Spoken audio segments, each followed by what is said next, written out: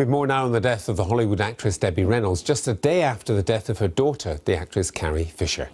With me is the film critic Carrie Krizanovich. Very good to see you. I mean, first of all, we can get into the careers in a second, but the mother and daughter dying within 24 hours of each other, two quite extraordinary women. I mean, that's such a shock, isn't it? Very much so. But it often happens when relationships are very, very close, and they were very close, where the loss of one is just too much for the other to bear. I mean, it's easy to say that, but it seems to be the case.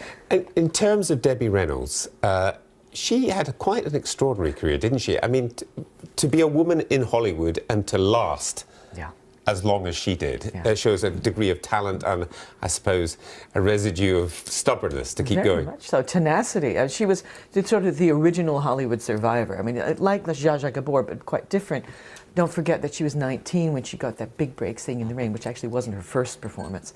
But she couldn't dance before she went on, filming with Gene Kelly. It was one of the greatest dancers of all time. She practiced for 3 months till her feet bled in order to do that role. And if you look to see the perfection of her movement, showed what a trooper she was, and that really set the template for the rest of her life.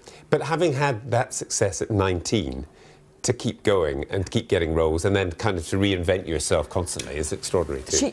She was sort of the original, she originally realized that, or one of the original people that realized that you need different income streams even if you're a performer. She had a pop career.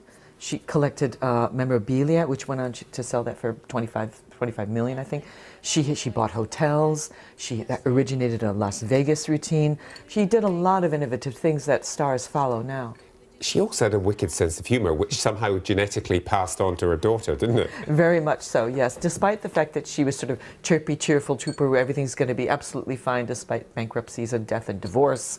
She had a good edge on snipe, I would say. Yes. And it was delightful because she had some wonderful quotes. And also she inspired a lot of people to see that the sweetness and light and this optimism also had a darker undercarriage, I suppose. You mean the men in her life who she had a difficult relationship with, let's say. She did indeed. Now, in the 50s, she was sort of the all-American, sweetheart next door. Had been, married Eddie Fisher, who was Carrie Fisher and Todd Fisher's father, who subsequently ran off with one of her good friends, Elizabeth Taylor, and they made up later on a cruise liner and had a good laugh about it. Right. But it ruined Eddie Fisher's career. So I mean, that was back in the day when, people took sides. Right. And on that, I mean, quite a troubled family in some ways, I mean, which Carrie Fisher wrote about in the postcards from the Edge and so on, although they were very, very close. Yeah. They were also kind of in each other's hair, both creatively and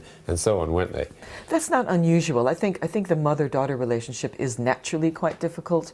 And I think that when you're creative and in such a corrosive industry as the entertainment industry is, so competitive and so makes you so paranoid that there's nothing, you can't stop but feed on each other, because Debbie Reynolds would have known best and Carrie wanted to do it her own way.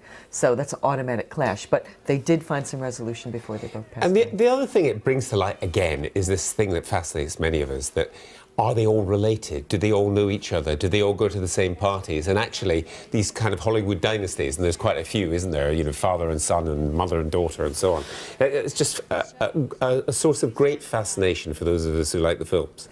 Well, I mean, you will meet the same people at parties, you will work with people, you'll meet people again and again, and maybe eventually marry them. You never know. But it's, there is a stream of greats that know each other, and that's where we get the wonderful stories from. Karen, thanks very much. Thanks for coming in.